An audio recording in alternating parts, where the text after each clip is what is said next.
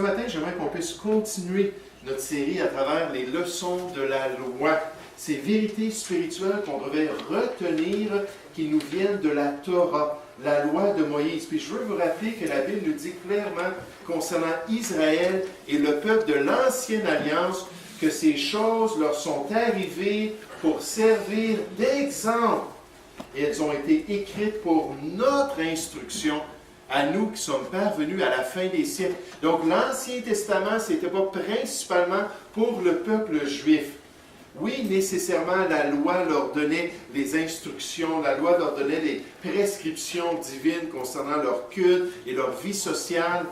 Mais Dieu dit que ces choses-là ont été inspirées, ils ont été préservés pour nous, pour que nous aussi on puisse en tirer instruction, pour que nous aussi on puisse apprendre de cela. Des fois, on voit des églises comme une église baptiste du Nouveau Testament. En anglais, c'est bien populaire, New Testament Baptist Church. Et je comprends ce qu'ils veulent dire lorsqu'ils disent ça.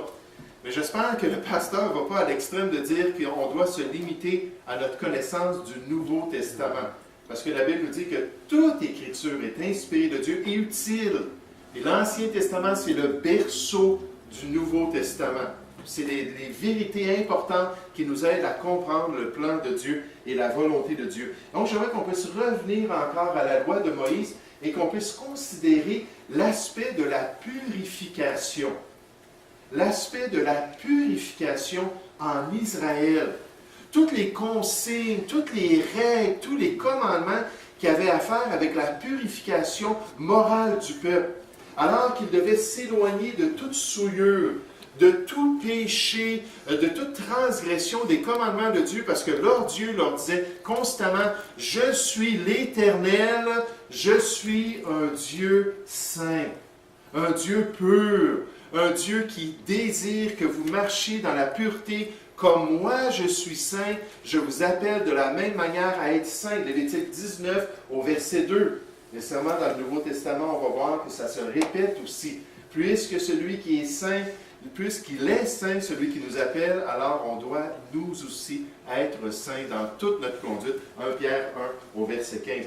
Mais Dieu leur avait donné des instructions pour une purification personnelle et une purification nationale. Ça, c'est particulier avec le peuple juif.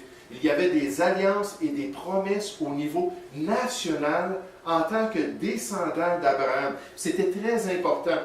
Dieu avait dit à Moïse, vous éloignerez les enfants d'Israël de leurs impuretés, de peur qu'ils ne meurent à cause de leurs impuretés s'ils souillent mon tabernacle qui est au milieu d'eux. Et le peuple d'Israël devait suivre prudemment ces instructions. Il devait s'assurer d'être méticuleux, d'être soigneux dans la purification personnelle et aussi nationale, de peur que Dieu ne les juge. Mais vous savez, plus que Dieu donne à un individu, plus que l'individu est redevable. Et pour le peuple d'Israël, ils avaient la présence de Dieu au milieu de leur camp. Puis à cause qu'ils voyaient Dieu d'une manière surnaturelle, bien, ils étaient très redevables. Puis on fait juste penser à des exemples comme Uza. Uza, ce n'est pas une question d'impureté, là. On ne dit pas qu'il était souillé, qu'il s'est approché de l'Arche de l'Alliance. Non, c'est David et en fait les sacrificateurs qui n'ont pas suivi les instructions de Dieu. Et Dieu avait dit que les Lévites allaient porter l'Arche de l'Alliance. Il n'y avait pas question de mettre ça sur un chariot et faire tirer ça par des bœufs. Puis pauvre Uza a été péri dans une négligence biblique. Mais à cause de cela, il a été frappé de Dieu. Deutéronome 5 au verset 32 nous dit « Vous ferez avec soin ce que l'Éternel votre Dieu vous a ordonné. Vous ne vous en détournerez ni à droite ni à gauche. » Au verset 33, il dit « Vous suivrez entièrement la voie que l'Éternel votre Dieu vous a prescrite, afin que vous viviez. » C'était toujours ça le plan de Dieu, qu'il puisse suivre ces instructions-là et vivre en terre promise, qu'il puisse être heureux dans les voies de Dieu, mais s'ils suivaient ces instructions, s'ils étaient méticuleux quant à l'observation de ces commandements, et que vous soyez heureux, afin que vous prolongiez vos jours dans le pays dont vous aurez la possession. Et certainement, dans le cas de la purification, Dieu avait ordonné que le peuple puisse suivre ses instructions et que les rebelles puissent être bannis du peuple.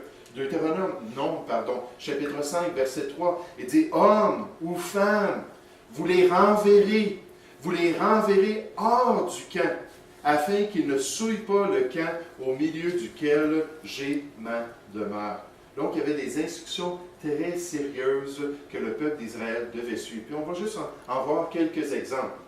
Par exemple, au niveau de la lèpre et de d'autres impuretés physiques. Lévitique chapitre 11 au verset 15. Cette section-là de la loi est particulière parce qu'on voit que ce n'était pas, si on pourrait dire, une impureté volontaire. On appelle ça la section des impuretés non iniques de la loi de Moïse. Parce que si quelqu'un a une gonorrhée, ou si quelqu'un a attrapé la lèpre de son voisin, ou si quelqu'un a une autre imperfection physique, puis que Dieu voulait qu'il reste loin de son tabernacle et de sa présence jusqu'à sa purification, c'était pas que la personne avait choisi cela. Puis on donne certaines imperfections et des détails corporels dans lesquels on ne rentre pas aujourd'hui, mais on voit que ce n'était pas des choses qui étaient volontaires. Lévitique, donc, chapitre 11. Juste donner quelques exemples alors qu'on regarde la purification dans la loi de Moïse. Lévitique au chapitre 11. L'Éternel parlait à Moïse, verset 1, et à Aaron, il leur dit, « Parlez aux enfants d'Israël et dites, voici les animaux dont vous mangerez, parmi toutes les bêtes qui sont sur la terre. » Il y avait 3 classes dans Lévitique 11. Il y avait les bêtes terrestres, les bêtes aquatiques et les bêtes, si on pourrait dire, célestes, les oiseaux. Et Dieu dit, pour ne pas être impur devant moi, vous allez avoir un système culinaire qui va gérer votre alimentation basé sur la volonté de Dieu. Lévitique chapitre 12, un autre exemple. L'Éternel parla à Moïse et dit, au verset 1, parle aux enfants d'Israël et dit, « Lorsqu'une femme deviendra enceinte et qu'elle enfantera un fils, elle sera impure pendant 7 jours. Elle sera impure comme au temps de son indisposition menstruelle. » Est-ce que c'était de la rébellion, la grossesse? Est-ce que c'était un choix de vouloir accoucher d'un enfant et d'être impur devant Dieu? Non, c'était l'ordre normal des choses, c'était naturel, n'est-ce pas, pour la femme d'être impure. Elle avait cette purification-là qu'elle devait suivre comme pendant ses règles, si on pourrait dire. Ce n'était pas quelque chose de volontaire. Une femme ne choisit pas d'avoir des règles à chaque mois ou à chaque fréquence particulière. Au contraire, je pense qu'elle choisirait de ne pas en avoir, n'est-ce pas? Mais c'était ces qualifications-là qui étaient non iniques. Chapitre 13, verset 1. L'Éternel parla à Moïse et à Aaron et dit, « Lorsqu'un homme aura sur la peau de son corps une tumeur, une dartre ou une tache blanche qui ressemblera à une plaie de lèpre sur la peau de son corps, on l'amènera au sacrificateur Aaron ou à l'un de ses fils qui sont sacrificateurs. » Puis là, dans le chapitre 13, chapitre 14 et chapitre 15, on parle de ces imperfections-là qui devaient être examinées par les sacrificateurs. Ça nous aide à comprendre pourquoi, lorsque le Seigneur Jésus a guéri les 10 lépreux, pourquoi il leur a demandé d'aller se présenter aux sacrificateurs. Parce que c'était eux qui devaient déterminer si la personne était vraiment purifiée. Si là, elle pouvait revenir en communauté, si elle pouvait s'approcher de Dieu avec ses sacrifices et lui offrir un culte. Et la lèpre, c'est un type du péché. Et la lèpre, c'est un type de souillure morale volontaire, malgré que c'était bien souvent involontaire. Puis Dieu a donné toutes sortes de règles aux sacrificateurs pour déterminer si la personne, si l'objet, si la maison était encore contaminée ou si elle avait été purifiée. Donc ça, c'est un exemple au niveau du peuple, de cette purification-là. Il y avait tous les sacrifices qui devaient être offerts lorsque la personne était purifiée pour pouvoir être en règle selon les instructions de Dieu. Dans Lévitique, chapitres 21 et 22, cette fois-ci, on se tourne vers les dirigeants du peuple, les Lévites, les sacrificateurs. Puis on a déjà vu un des éléments de leur purification au niveau de leur service qu'ils offraient à Dieu. C'est-à-dire, alors qu'ils commençaient leur corps de travail, ils devaient se laver les mains et les pieds, exactement. Il y avait ces ablutions-là, il y avait cette grosse cuve d'airain qui était là pour leur permettre de se purifier puis ensuite de pouvoir commencer leur service, mettre leurs vêtements de service, puis commencer à servir Dieu. Et Dieu avait donné des règles particulières aux Lévites et aux sacrificateurs. Donc, Lévitique chapitre 21, verset 1. L'Éternel dit à Moïse, « Parle aux sacrificateurs, fils d'Aaron, et tu leur diras, « Un sacrificateur ne se rendra point impur parmi son peuple pour un mort, excepté pour ses plus proches parents, pour sa mère, pour son père, pour son fils, pour son frère, et aussi pour sa sœur encore vierge, qui le touche de près lorsqu'elle n'est pas mariée. Chef parmi son peuple, il ne se rendra point impur en se profanant. » Et dans le chapitre 21 et 22, il y a ces règles-là, puis il y a d'autres choses pour le peuple, mais surtout pour les dirigeants, afin de ne pas être un exemple d'impureté. Pas toucher à un corps mort, pas participer à des obsèques, puis avoir la possibilité d'être souillé, puis de revenir dans le culte de Dieu, puis d'être frappé de Dieu. On a l'exemple des deux fils d'Aaron, n'est-ce pas? Là, je ne me souviens pas de leur nom, Abéhu, puis je ne suis pas certain de leur nom, mais ces deux fils-là qui sont rentrés, semble-t-il, en état d'ébriété. Ils sont rentrés avec un feu étranger, et Dieu les a punis à cause de cela. Mais donc, les sacrificateurs avaient une grande responsabilité de se conserver purs pour accomplir l'œuvre de Dieu et pour pouvoir le servir de tout cœur. Nécessairement, dans les instructions de pureté, on a le Yom Kippour, qui revient dans l'Ancien Testament, ou le grand jour de purification. Yom Kippour, ça veut dire le jour du rachat. C'était une fois par année. Le souverain sacrificateur devait rentrer dans la section très sainte du tabernacle, le Saint des Saints, le lieu très saint, pour offrir du sang, pas sur l'autel du sacrifice. Ça, c'était régulier. À chaque jour, il y avait des sacrifices qui étaient offerts sur cet autel-là. Non, il devait aller l'offrir sur le coffre même de la loi, le propitiatoire, où il y avait les deux statues de chérubins. Il devait mettre le sang sur la loi de Dieu, sur l'alliance et les commandements de Dieu, pour couvrir l'impureté du peuple aux yeux de Dieu, pour faire ce rachat-là de la nation elle-même, pour leur permettre d'accomplir le plan de Dieu en tant que nation. Puis ça, on voit ça dans Lévitique chapitre 16. Tournez avec moi dans Lévitique chapitre 16. Maintenant, dans un instant, on va se tourner vers le Nouveau Testament. Et vous savez, des fois, il me semble que les chrétiens oublient que le Nouveau Testament parle de purification personnelle. Non, on n'adresse pas une purification nationale. Il n'y a pas comme un peuple qui est souligné dans le Nouveau Testament, malgré qu'Israël est toujours une nation dans le plan de Dieu. Mais il n'y a pas comme un peuple qui est souligné, les Américains, ou les Français, ou les Allemands, ou les Suisses comme étant le peuple de Dieu. Non, Dieu parle à l'individu. Il l'appelle à deux niveaux à se purifier. On va voir ces deux niveaux de purification dans un instant. Mais le Yom Kippour, Lévitique chapitre 16, verset 1. L'Éternel parla à Moïse après la mort des deux fils d'Aaron, qui moururent en se présentant devant l'Éternel.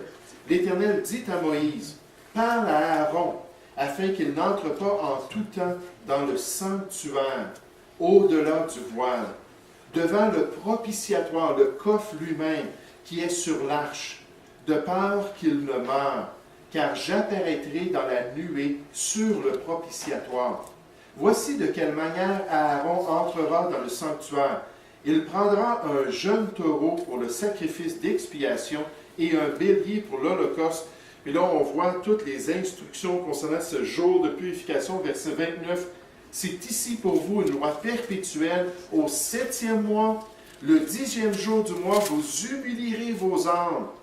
Vous ne ferez aucun ouvrage, ni l'indigène, ni l'étranger, qui séjourne au milieu de vous. Car en ce jour, on fera l'expiation pour vous, afin de vous purifier. » L'expiation, l'expression, ça veut dire couvrir. L'expiation, c'est que le sang venait couvrir la transgression. Et comme le sang qui était mis sur les linteaux et les poteaux, le linteau et les poteaux en Égypte, ce sang-là disait que finalement, Dieu n'avait pas besoin de juger sa nation. Ça faisait l'expiation pour vous, afin de vous purifier. Vous serez purifiés de tous vos péchés devant l'Éternel. Ce sera pour vous un sabbat, un jour de repos, et vous humilierez vos âmes. C'est une loi perpétuelle, le grand jour du Yom Kippour, le grand jour d'expiation du rachat du peuple d'Israël. Maintenant, dans la Nouvelle Alliance, on s'aperçoit qu'il y a deux niveaux de purification qui sont nécessaires et qui nous sont présentés. Deux niveaux de purification. Le premier niveau, c'est le jour de notre salut.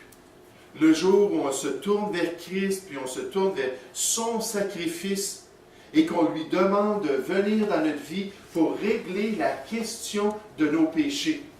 Là, en position aux yeux de Dieu, la Bible nous dit qu'on est lavé, comme un tableau, là, une ardoise là, qui est complètement effacée. Dans Colossiens chapitre 2, on n'ira pas le voir, je pense au verset 14, on nous dit que l'acte qui s'élevait contre nous et qui persistait contre nous a été détruit.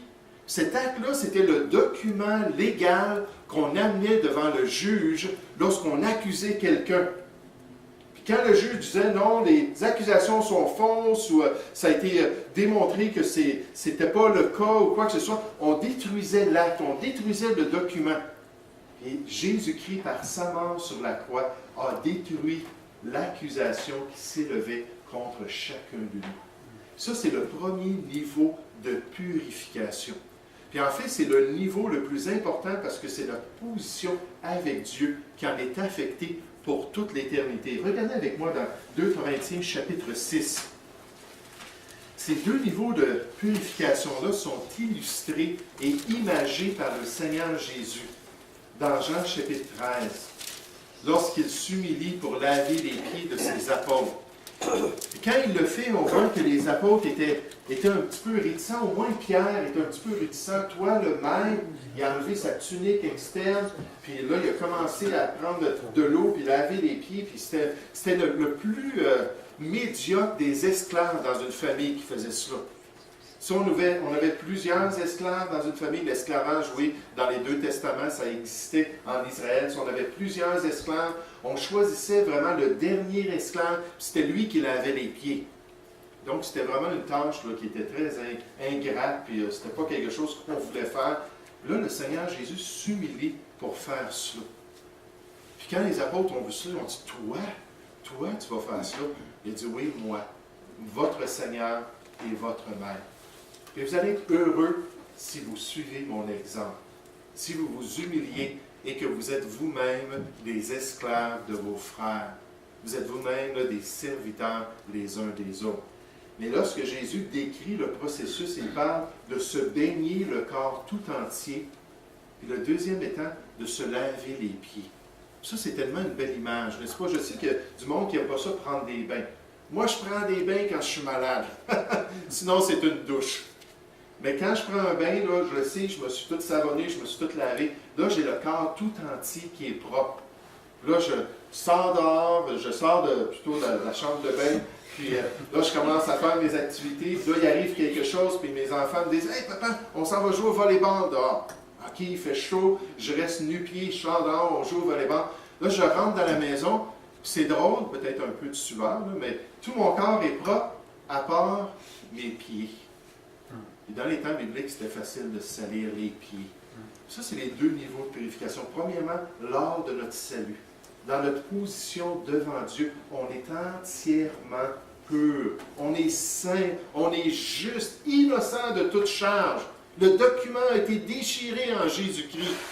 C'est pas parce qu'on a fait des bonnes œuvres, là. C'est pas parce qu'on a essayé dans une balance divine là, de rajouter du bien pour compenser pour notre mal. On ne peut jamais éliminer les mauvaises choses qu'on a fait par nos bonnes actions. C'est pas comme ça que ça fonctionne. Ça prend du sang pour éliminer les mauvaises actions. Sans effusion de sang, il n'y a pas de pardon de nos péchés. C'est le sang de Jésus qui règle nos péchés. C'est pour ça qu'on se confie entièrement en lui pour être sauvé. Et ça, c'est le premier niveau de purification. Mais après avoir été purifié en position, il y a nos pratiques en tant que chrétiens. Ça, c'est le deuxième niveau. Dans notre marche chrétienne. C'est pour ça qu'on a régulièrement besoin de s'approcher de Dieu pour qu'il lave nos pieds. Le restant du corps, c'est correct. Mais notre marche chrétienne a été souillée par le monde qui nous entoure, par nos choix, et ainsi de suite. Mais regardez donc l'art du salut. Là, tout à l'heure, j'ai dit 2 Corinthiens. Je m'excuse, c'est 1 Corinthiens, chapitre 6. Je vous donne juste quelques références. Premièrement, à l'écran, on le voit lors du salut. Ils ont lavé, on parle des gens qui se sont tournés vers Christ. Ils ont lavé leur robe. Et la robe, la tunique, c'était l'image de la personne. Ils ont lavé leur robe et les ont blanchis dans le sang de l'agneau. Puis quand on est sauvé, on se lave en Jésus-Christ, puis on est pur devant Dieu. Un autre passage, Actes chapitre 15, parce qu'on n'aura pas le temps de tout voir ça ce matin. Quand le grand concile de Jérusalem essayait de traiter la question des païens qui étaient devenus chrétiens, mais qui n'étaient pas des juifs. Puis on nous parle de leur salut. Puis on nous parle du témoignage que Dieu a rendu en leur donnant le Saint-Esprit, comme aux Juifs qui avaient été sauvés. Puis on nous dit que par la foi, leur cœur a été purifié. Il a été lavé. Puis en parlant du salut, on dit lors du salut, on est lavé devant Dieu, dans notre position devant Dieu. Donc les versets 6 à 9, si vous avez besoin de ces références. 1 Corinthiens chapitre 6. 1 Corinthiens chapitre 6, au verset 7. Paul dit, c'est déjà certes un défaut chez vous que d'avoir des procès les uns avec les autres. Pourquoi ne souffrez-vous pas plutôt quelque injustice? Pourquoi ne vous laissez-vous pas plutôt dépouiller? Des chrétiens qui s'amenaient en cours les uns les autres. Paul dit, c'est mal de le faire. Ce n'est pas le plan de Dieu. Il dit, mais c'est vous qui commettez l'injustice en allant en cours, en attaquant votre frère et qui dépouillez. Et c'est envers des frères que vous agissez de la sorte. Ne savez-vous pas que les injustes n'hériteront point le royaume de Dieu? Ceux qui ont encore des accusations légitimes sur leur cas, des injustes. Il dit, ne vous y trompez pas, ni les débauchés, ni les idolâtres, ni les adultères, ni les efféminés, ni les homosexuels, ni les voleurs, ni les cupides, ni les ivrognes, ni les outrageux, ni les ravisseurs, n'hériteront le royaume de Dieu. Ils sont coupables devant Dieu à cause de ces pratiques, à cause de ces transgressions de la volonté de Dieu. Mais au verset 11, en parlant aux Corinthiens, qui étaient des chrétiens, qui étaient sauvés, il dit, c'est là ce que vous étiez quelques-uns d'entre vous. Il dit, cette liste noire-là, mais vous faisiez partie de ces pratiques-là, quelques-uns d'entre vous. Mais vous avez été lavés.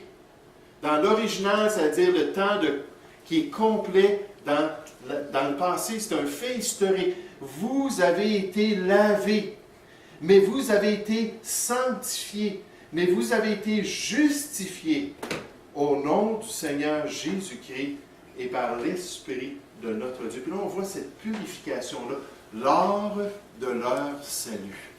Et c'est pour ça qu'il dit en pratique, n'agissez pas comme si vous n'étiez pas sauvés. N'agissez pas comme si vous étiez encore des inconvertis, comme ceux qui ne connaissent pas Dieu. Mais puisque vous avez été lavés de ces choses-là, marchez dans une nouveauté de vie pour accomplir le plan de Dieu. Mais on a ces deux niveaux-là. Premièrement, lors de notre salut.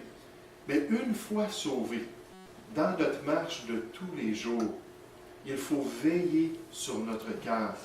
Il faut se juger nous-mêmes. Il faut s'examiner d'une manière sincère devant Dieu. Et nécessairement, vous connaissez tous ce passage-là qui est souvent appliqué au salut. Et je comprends, là, c'est facile pour une personne de comprendre le salut en voyant les éléments de ce verset-là.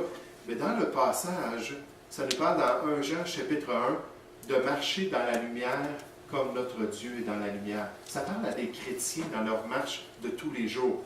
Ça dit, si nous confessons, le mot ça veut dire avouer, se mettre d'accord.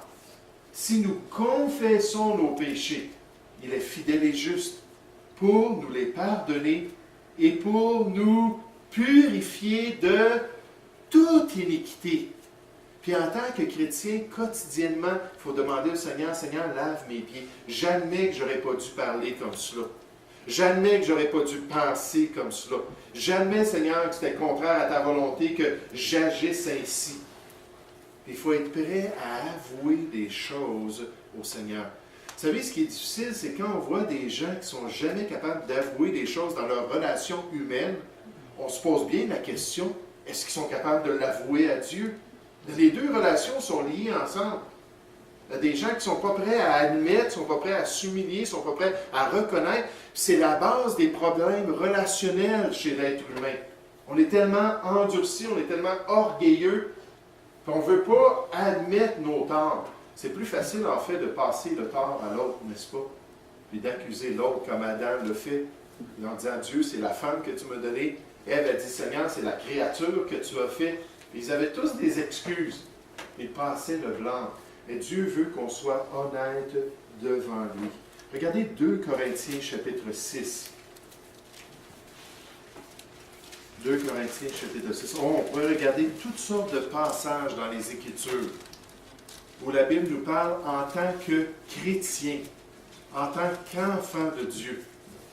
Il nous dit que c'est très important de nous purifier dans nos pratiques, dans notre marche avec Dieu. Ah, ça n'affecte pas notre position avec le Seigneur. Je dis des fois pour aider les gens à comprendre, quand mon garçon était rebelle, s'il était rebelle pour une raison ou une autre, ça n'empêchait pas qu'il demeurait mon garçon. Puis malheureusement, dans notre relation filiale, il y avait un problème par contre. Mais dans sa position en tant que mon garçon, c'était mon garçon. Il allait demeurer mon garçon.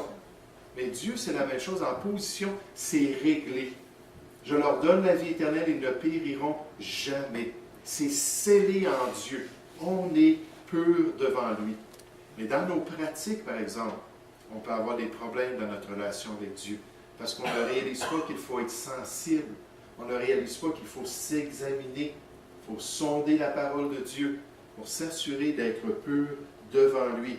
On voit ici dans 2 Corinthiens, chapitre 6, verset 14, on nous dit « Ne vous mettez pas avec les infidèles, les inconvertis, sous un joug étranger. » On nous dit « Car quel rapport y a-t-il entre la justice et l'iniquité? » Puis là, on descend toute une liste de choses, puis on nous exhorte finalement au verset 17, « C'est pourquoi sortez du milieu d'eux et séparez-vous, dit le Seigneur. Ne touchez pas à ce qui est impur. Je vous accueillerai. Je serai pour vous un père, et vous serez pour moi des fils et des filles, dit le Seigneur Tout-Puissant. » Dans cet aspect-là de responsabilité, dans cet aspect-là de service, Dieu nous appelle à la pureté. Puis il nous dit c'est un choix pour marcher dans la lumière avec Dieu, en s'éloignant de la souillure du monde, de ces mauvaises relations-là. Puis il dit là, vous allez pouvoir marcher avec le Dieu qui s'en va dans les voies de la lumière. Et vous allez pouvoir être en communion avec lui. Et le chapitre 7 nous dit au verset 1, « Ayant donc de telles promesses », ça continue la pensée ici, « Ayant donc de telles promesses, bien-aimés, purifions-nous de toute souillure de la chair et de l'esprit, en achevant notre sanctification dans la crainte de Dieu. » Il dit, ça prend une pureté dans notre marche chrétienne. On doit être prêt à le faire.